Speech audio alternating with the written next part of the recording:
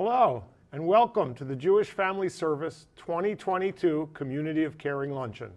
I'm John Fine, former CEO of United Way of King County, this year's event co-chair and a longtime supporter of JFS. And I'm Paula Sellis, event co-chair and also a longtime supporter of JFS. It's a pleasure to see so many people joining us today. We are excited to come together with you today in support of Jewish Family Service, an organization very near and dear to our hearts. JFS has been here for 130 years. For the last 20 years, this community has gathered annually to raise the necessary funds for JFS to continue to provide essential human services to thousands of individuals and families in the Puget Sound region who need our help. If you would like to make a gift or pledge to help people for many years to come, you can use the Give Now button located at the top of your screen. We also invite you to join us in conversation today by using the chat feature located to the right of this video. Every year we focus our luncheon on being a community of caring. It's because of everyone tuning in today that this event continues to be so special for so many people, even with the shift to a virtual format for the second year in a row. Although we are still meeting virtually, hopefully for the last time, it doesn't take away from the transformative work JFS does every day. If anything, it's a testament to the resolve and resilience of everyone at JFS to continue serving the community even in these uncertain times. We have an exciting program in store for you. Today we have a chance to experience the work JFS does every day, up close, in some beautiful video stories. You'll hear from Alejandro and Eleanor, just two of the people we've had the privilege to support this year in very different ways. We'll also share a moving look at our commitment to welcoming refugees and a short but sweet glimpse into our Shabbat dinner delivery program. These stories and connections to JFS are why we are all here today. It's definitely why you and I are here today. The work is so important to us as well. You will also hear remarks from JFS Board President Rochelle Kleinberg-Goff and a fascinating discussion between two extraordinary community leaders, JFS CEO Rabbi Will Berkovitz and Michael Brown, Chief Architect of Civic Commons and former Seattle Foundation Vice President. So let's move into our program with some thoughts from Rochelle Kleinberg-Goff, JFS Board President. And stay tuned because following Rochelle, we have the honor of sharing our first story featuring Eleanor and her mother, clients in our Family Caregiver Support Program. Hi, my name is Rochelle Kleinberg-Goff, and I'm president of the Jewish Family Service Board of Directors. I am honored to be here with you today. I want to begin by thanking this year's wonderful luncheon co-chairs, Paula Sellis and John Fine. Their decades of commitment to the Jewish Family Service mission through volunteering and their personal philanthropy is appreciated by all of us in this community. I am grateful for the tremendous support and leadership they put into making today's event a success. Not one person has been unaffected by the events of this past year, including continued COVID concerns, the Afghan and Ukrainian refugee crisis, our region's rising cost of living, and increased incidence of anti-Semitism and other forms of bigotry. While we have faced some unprecedented challenges, what gives me hope is our equally unprecedented commitment to helping our clients achieve health, well-being, and stability. Despite the many challenges of the past several years, the staff at JFS, led by CEO Will Berkovitz, has never wavered in delivering necessary and sometimes life-saving services. Their resilience and commitment to serving clients is truly remarkable. A quote that guided our vision this year at JFS is from the late Rabbi Lord Jonathan Sachs. Community is society with a human face, the place where we know we are not alone. This quote speaks to the heart behind the work JFS does each day. You, our community of supporters, are there every step of the way, continually meeting the moment for individuals and families who turn to JFS for help. On behalf of the Board of Directors, thank you to everyone who has joined today. You bring our community of caring to life. Thanks, Rochelle. We couldn't agree more about the strength that the JFS community has shown over the past couple of years. And it's because of this tenacity that we can keep supporting people in our community, including Eleanor, who came to us when she needed help caring for her elderly mother.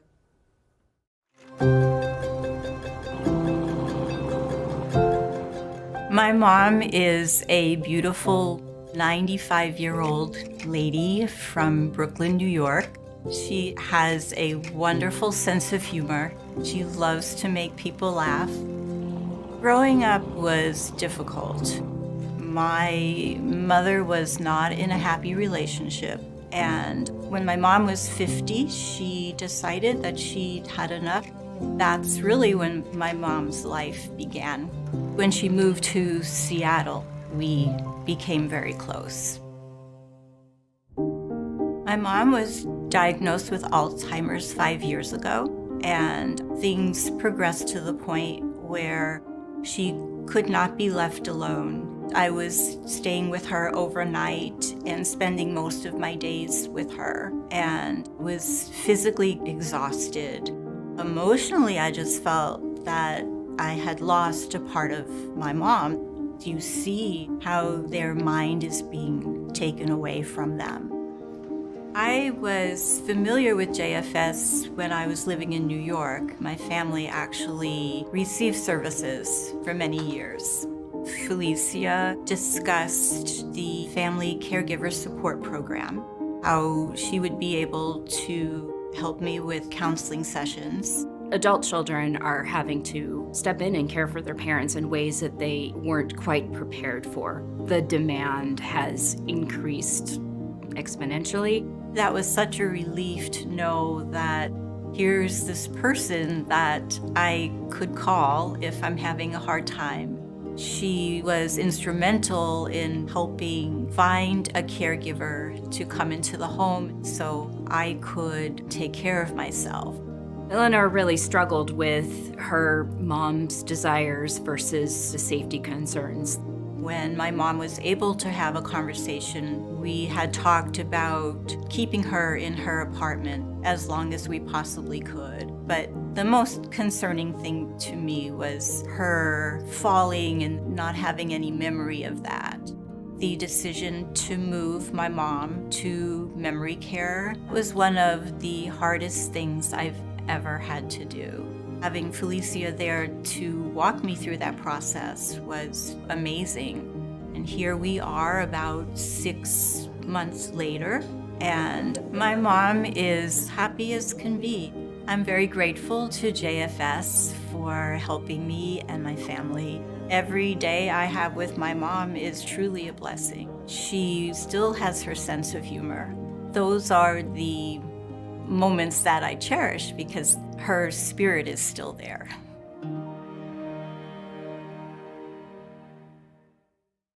That was a beautiful story.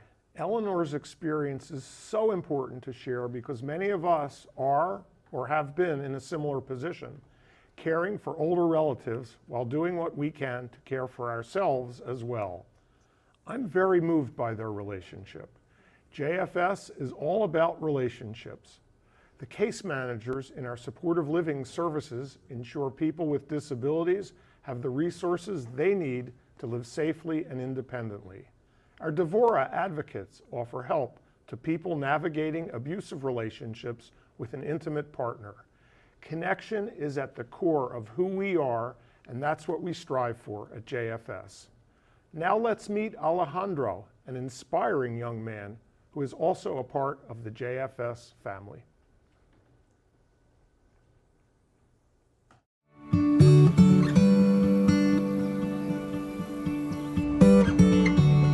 I grew up in Eastern Washington, in a small town. It's not very well known, called Vista Hermosa. It's actually a private labor camp. In order to live there, you have to work in the fields or in the warehouse, which process apples. It was pretty tough. My father, he actually got deported when I was like 5 or 6. I don't remember much.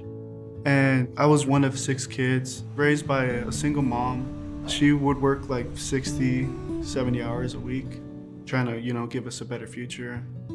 We didn't have much, but we had each other. Our communities were pretty tight-knit, seeing the value in everyone.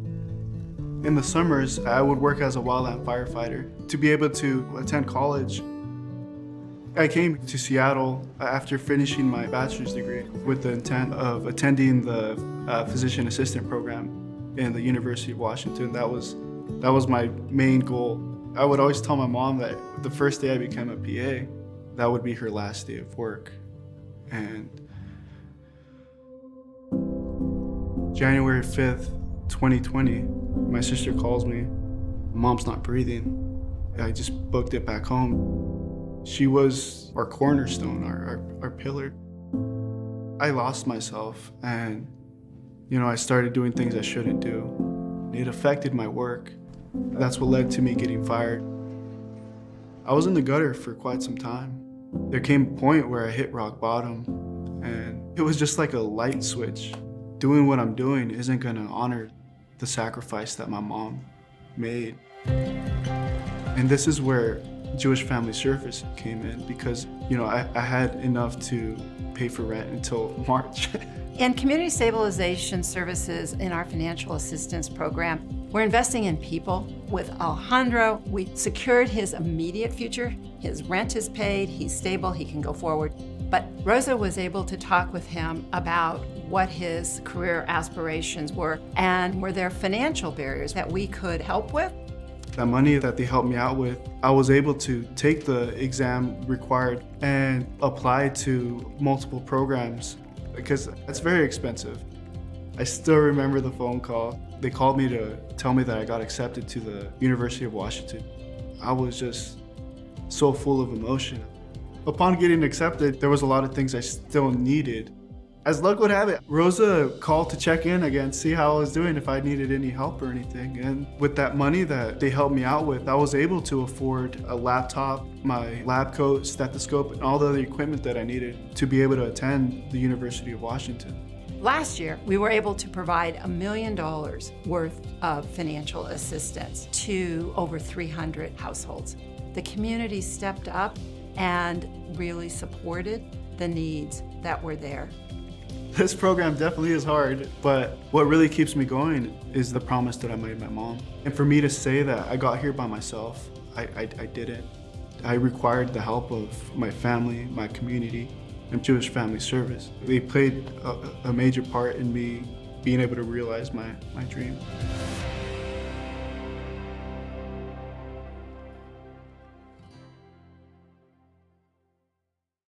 That was another wonderful story. Alejandro's dedication to accomplishing his career goals is remarkable, and so is his commitment to the promise he made to himself and to his mother. His experience with JFS shows how sometimes it doesn't take a lot to make sure someone stays stable with a roof over their head and on a good path, knowing that they're not alone. And as you heard Sandy say, thanks to amazingly generous donors like all of you today, JFS has given out over $1 million over the last year to help people avoid becoming homeless, stay in their homes, and be able to feed their families. This is a great example of how our Jewish community deeply cares about everyone who lives here. In this way, we live out our Jewish values, which invite us to respond to the needs of each person who comes to JFS with compassion and with love. A big thank you to our generous donors who have already given today. If you want to make your own gift or pledge by credit card, click on the Give Now button. You can also make a pledge via email at donate@jfsseattle.org. Your contribution makes a huge impact on the services that JFS is able to provide. We would now like to introduce you to Rabbi Will Berkovitz, JFS CEO, and Michael Brown, Chief Architect at Civic Commons. A seasoned strategic leader in the philanthropic field, Michael brings perspective as a veteran of several collective impact efforts, including issues such as environmental sustainability and equitable inclusion. Prior to his current position at Civic Commons, Michael served as Seattle Foundation's Vice President of Community Programs. Hi, I'm Michael Brown, Chief Architect of Civic Commons. I'm here today with a dear friend and esteemed colleague of mine, Rabbi Will Berkovitz of Jewish Family Service. Will's here today to talk about the deep, meaningful work of JFS over the past year in the Puget Sound region. I think you'll be really interested in the work and the role JFS has taken on in this community. Will, thanks for having me. Thank you for being here, Michael. This is great. I really appreciate you taking the time. Always happy to do so. So why don't we just talk a little bit about, share with folks how we know each other. Yeah, so, we met many years ago now, several years ago, right after the murder of George Floyd. We were trying to determine how can we as a community come together as opposed to break apart. And so I believe it was a group of us got together and would just have regular weekly conversations just to talk with each other and process our experiences. What has been really important to me, and I think for you and everyone else, is that we've been able to go beyond just kind of the normal kind of conventions to actually go a little deeper and build some really strong bonds with each other and talk about things that sometimes might be uncomfortable. I think the reason why I feel close to you and the reason why I really wanted you to join me in this conversation was specifically because we sort of speak similar language. And I think that that's, once you get past the superficiality of life and you start talking about more of the substance, I think that that's really where, that's where sort of the meeting of souls happens, and that's where the meeting of understanding happens. And I think when I look at a lot of what we do at JFS and when I look at what I really see is missing oftentimes in our community is really trying to come from a place of understanding and a place of curiosity to understand the experience of the person sitting across from you. So because of our conversations, I've learned so much about the fantastic work of JFS over the past few years. But let's just focus on this past year. I mean, here we are once again in a pandemic year, and the needs in this region continue to increase. But at the same time, an organization, JFS, continues to provide and actually expand, services and its connection to folks. Can you talk a little bit more about what's occurred within JFS and outside of JFS over the past year in service to the region? Well, I'll just look at something really basic. The last month, we had more people using our food bank than in the history of our organization, which I think was like 1,600 people. That's remarkable because that's happening at a time when we sort of imagine the pandemic is waning and things are starting getting back to normal. But inflation has really dramatically impacted the lives of the people that we work with at JFS. I would also say that housing is extremely expensive. So when you add housing and you add medical bills and you add food and you add all of the utilities and all the aspects that make up a person's ability to survive, let alone thrive in society, all of those things are flashing red lights right now for so many people. And I think that we're seeing that across every area of our work. I think we're seeing that with seniors who are having to decide, do I pay for my medical expenses? Do I pay my rent? Do I buy food? I mean, those are the people that we see coming into the food bank. We see that with folks with disabilities who are just trying to make a go of it, and we're seeing it in just the ability of people to just live in the city. That's true. I mean, that's also true for our staff. I think that it's we are feeling such high degrees of pressure. We are seeing it across every area of our organization right now, and I think that it speaks to something much bigger societally, because I'm sure that that's true in pretty much every social service agency. I think the difference is the support of our community really gives us discretionary dollars to be much more nimble and respond to the needs where they show up. And we've been doing that throughout the entire pandemic. Typically, we would spend a couple $100,000 a year in rental assistance, where we would sort of support people. The past year, we gave $1 million out into the community, and then we worked with the King County to give another $1 million out. So when you think of how much that need is out there, and we're just one moderate-sized social service agency in the community, and we're not able to help all the people that are turning to us. I mean, I hear that and I go, that's incredible. I mean, that's a lot of demand for any organization, let alone, I mean, for the region overall, and the multiplier effect. So how have you been able to, or the organization been able to address that growing demand, and like, is there a tipping point eventually? So one of the things I would just say is we would be dead in the water were it not for our community. The Jewish community specifically has been exceedingly supportive of JFS, and JFS serves the whole community, not just the Jewish community, as you mentioned. And I think that that has been that sense of relationship, that sense of being tied together as we are part of something bigger than our individual selves. That's the thing that is very special about JFS, special about the Jewish community. It's how we operate. We are very grateful to have strong partners in the community, and that make it possible for us to do the work we do. I mean, people that we've really been in relationship with, that we can talk to, that I can talk with when I'm struggling with something, trying to figure it out, and really have a good group of thought partners in our community. And I think that that's what we need to do more of, is we can't look at these as individual problems. We need to look at these as what kind of community do we want to build? What kind of society do we want to have? And what do we want Seattle to look like in the future for the next generation? So one of the things that in our part of our mission and our approach is, it says Jewish history and values guide our work.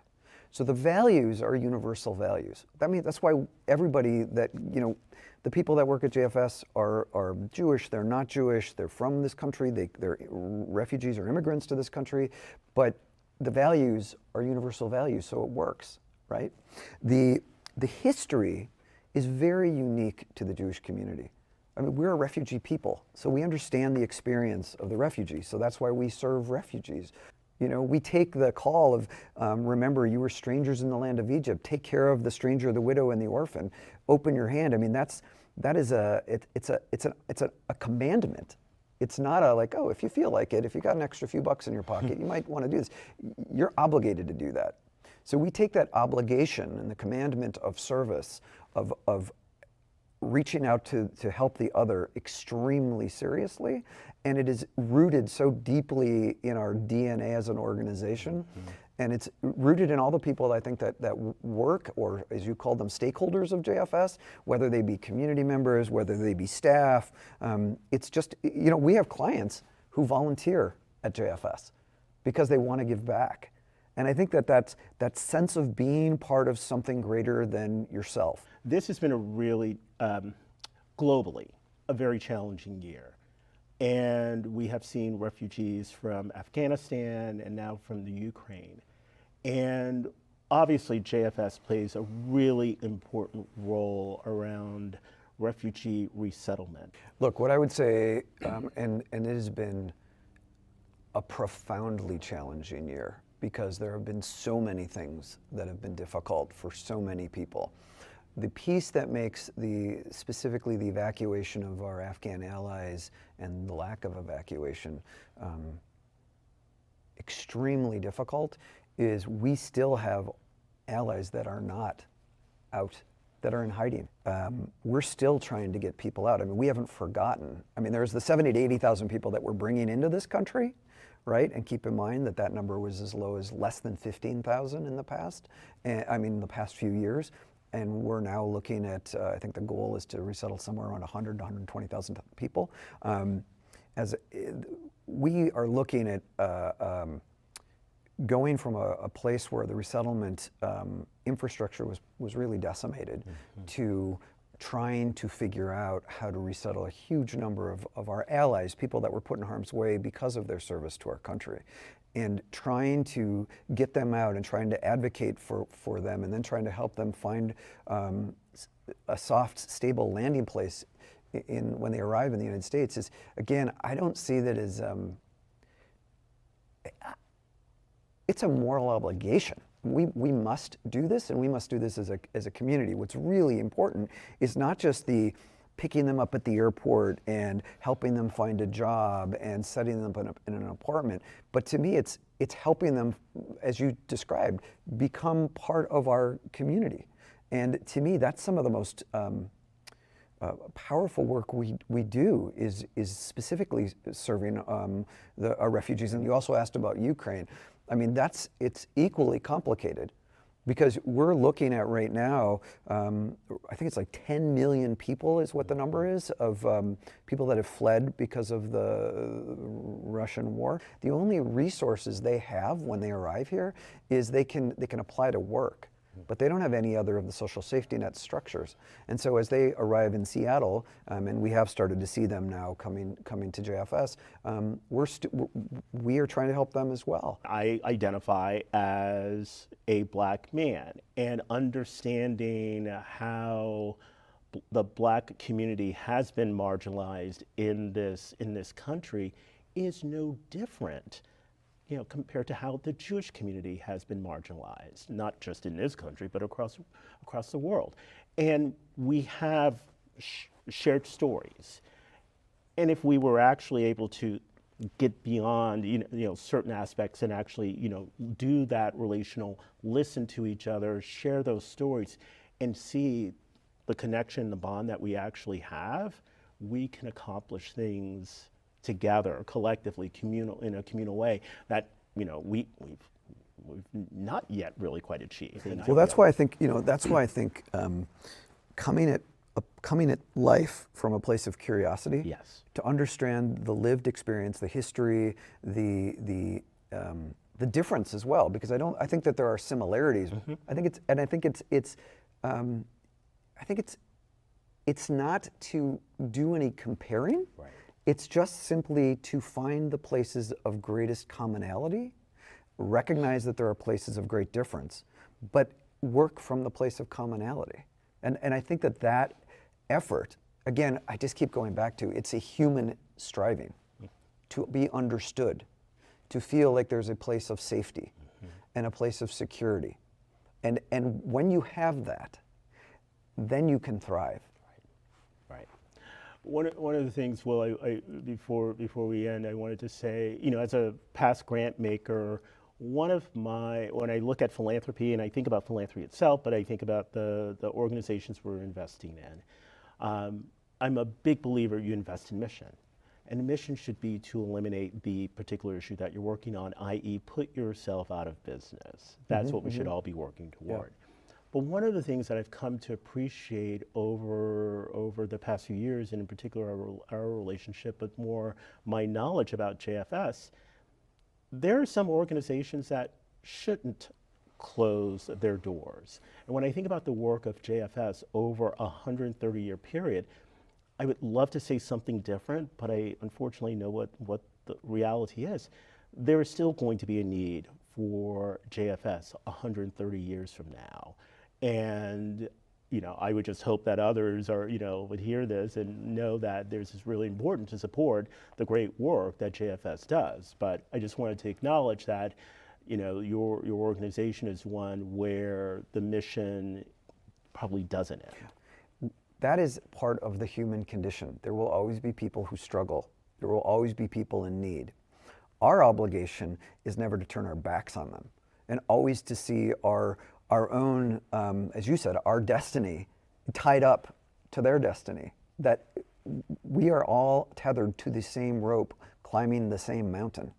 And if that one person falls on that rope, we all fall. And I think that that's the obligation is to see ourselves as tied together toward a common goal. And I think that that's what JFS has always done. And I think we will always evolve, and we will always shift to become, to address whatever needs are in the community. But we'll never forget our story. And that's the thing I think that makes, that has made us survive for 130 years and thrive. Thank you, my friend. It's been a pleasure. I think you're amazing. Thank you very, very much for taking the time. I know you're a busy guy, and I'm very grateful. And I just want to thank all of you for being here and for tuning in today and for listening.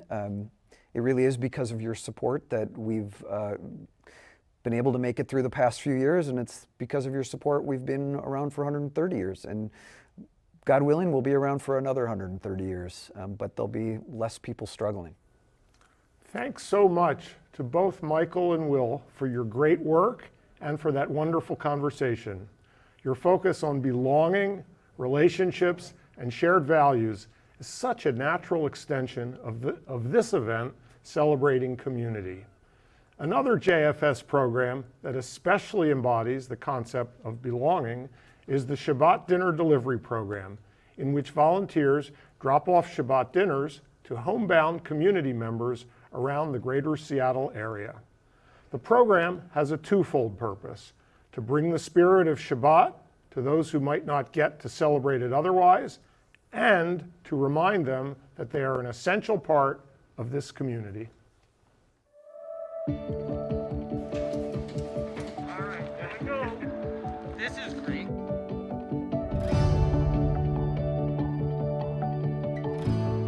I'm here delivering meals, and I'm happy to do it. In honor of Purim, we're going to do the traditional foods. We're giving them the love. Every other Friday, I come over here and pick up some kosher meals. I have 5 people that I deliver to. My parents used to volunteer here when I was younger, and I felt that I should continue. We used to come and help sort food.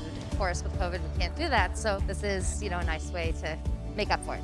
In this crazy time that we're in, it's still a way to have, a one-on-one connection with somebody. Hi, Mary. Shabbat shalom, my dear.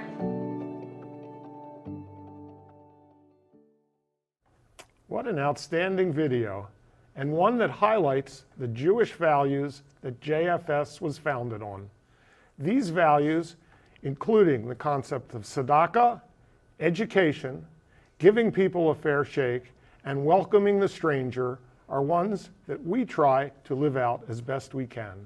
Some of the values that guide us in life are universal, but we like to think they also come from our Jewish heritage and our upbringing. And they're reinforced by our community. Building stronger communities by helping people in times of need with compassion is what JFS is all about.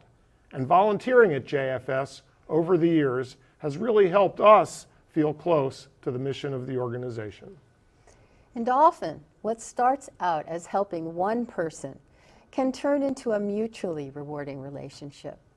Several years ago, I began working with an older woman who was a Holocaust survivor. I retired from my career at the end of 2015, and I wanted to do something meaningful with my life. Through the Friendly Visitor program at JFS, I would pay her visits, take walks together, and make sure she was doing okay. Well, the experience started out as something that I considered a volunteer act or something that would help someone else. But it has evolved to be so much more. It has really given back to me in multiple ways that I couldn't have foreseen. The experience was particularly special for me because my own mother was a Holocaust survivor as well. My mother's story inspired me to work with survivors and spend time with them while they're still here. I'm so thankful to JFS for giving us all the chance to connect with community and build relationships that truly matter. Over the years, I have also had several worthwhile volunteer experiences, including with the food bank, tutoring adults with cognitive disabilities, and most recently with refugees and immigrants, mentoring them, and helping with their career paths. Throughout history, the story of Jews and of Americans is a story of immigrants, refugees, overcoming exile, bouncing back, being welcomed, and at times being unwelcome. I am passionate about the work we are doing to help welcome refugees from Ukraine, Afghanistan, and 21 other countries around the world. It's been a privilege for me to participate in initiatives offered by JFS to do so. Please stay with us because we have a beautiful video coming up soon that will share more about the work JFS does to welcome, resettle, and support individuals and families who come to the United States as refugees or immigrants. It's because of our generous community of donors, table captains, and corporate and foundation sponsors that JFS can continue to provide life-saving services to refugees and to others who need our help. We would like to take a moment to thank all of our wonderful 2022 sponsors, table captains, and donors. A special thanks to our top event sponsors: Costco Wholesale, Amazon, the Ellison Foundation, Amy and David Fulton,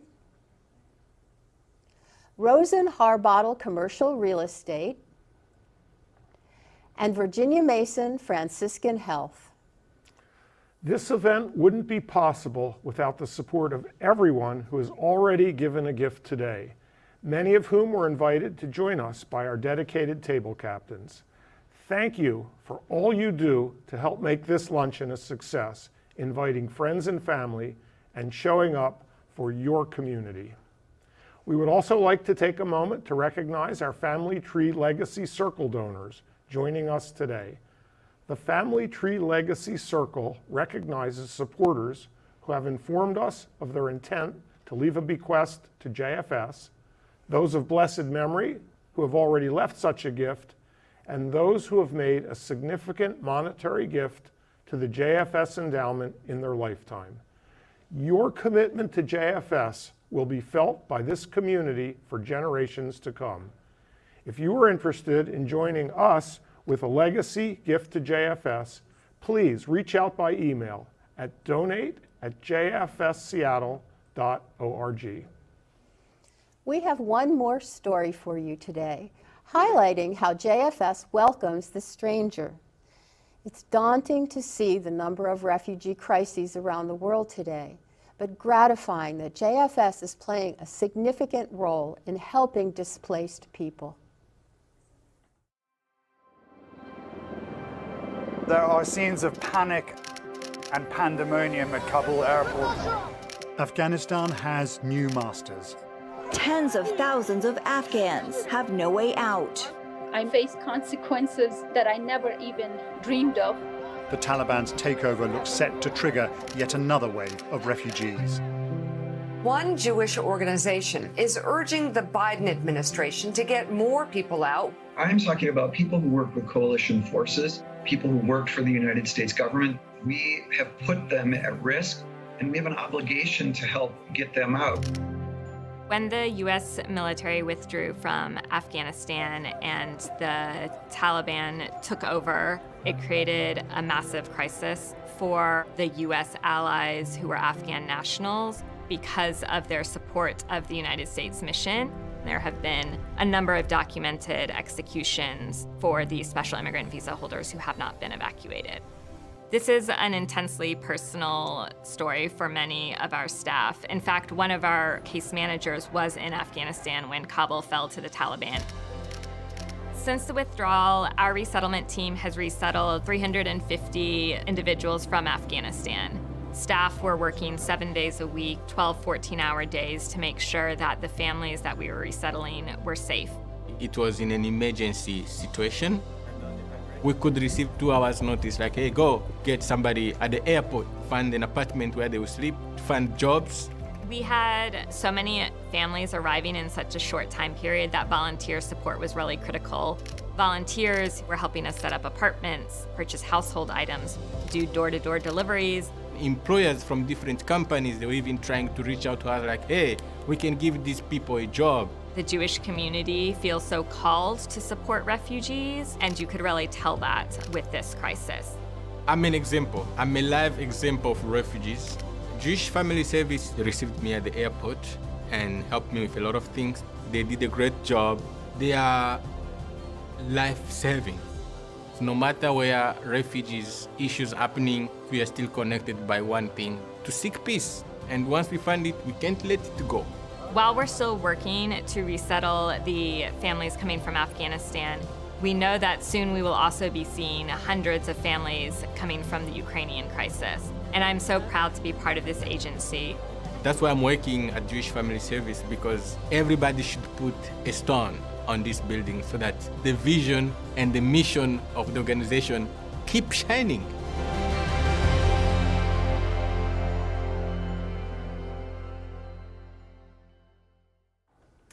As we saw in that moving video, JFS is deeply committed to helping refugees and immigrants build safe, fulfilling lives right here in our region. Of course, as we've been talking about today, the work JFS does with and for Jewish and non-Jewish people in our community extends to so many areas. We provide Russian-speaking older adults with a chance to feel less alone by offering a Russian language newsletter, concerts, and cooking classes in Russian. We offer mental health counseling and education to help people address addiction and overcome trauma. As Jews, this work is very important to us. It's part of our history, and it speaks to how we care about and for others.